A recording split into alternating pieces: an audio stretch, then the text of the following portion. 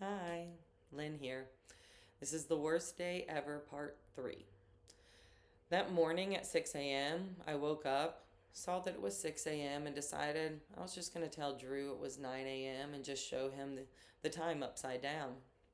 I went downstairs and woke him up. He was naked and couldn't walk well, just like an extremely drunk Drew. It is weird what you think about in times like these. I just kept thinking, I need to get pants on my husband, that he was going to keep his dignity. I didn't know that I would end up having to call the ambulance, but I can't tell you how glad I was to have I can't tell you how glad I was to get pants on him.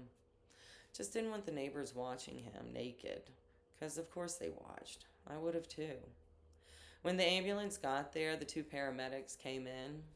They made Drew walk to the door because the gurney wouldn't fit in the house, each one on either side of him carrying his weight.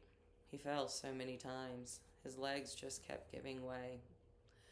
The gurney was at the bottom of the stairs, and the step out the door made him trip and fall, and he hit his head on the plastic porch railing. The steps down to the sidewalk, even harder. At one point, he had fallen with his legs under him in such a way that he couldn't get back up, and the paramedics lifted him to the gurney. As my husband was being wheeled away, I had a feeling, and I turned around and yelled, "I love you, Drew." Drew went into cardiac arrest in the ambulance and never woke back up.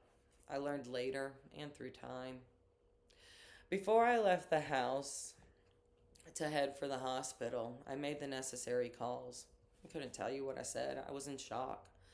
And I went through the house to gather things that Drew might need for the hospital. What I ended up with, the only thing I could remember, was a pair of socks. Those socks never left my hands. They became a security blanket that I could squeeze and twist. They felt like that old dog toy I carried around during my childhood, with one ear and one eye that my sister and cousin had accidentally removed. I still have that stuffed animal, Toto. His name was Toto, but I always pronounced it with a D. Thank you. Bye.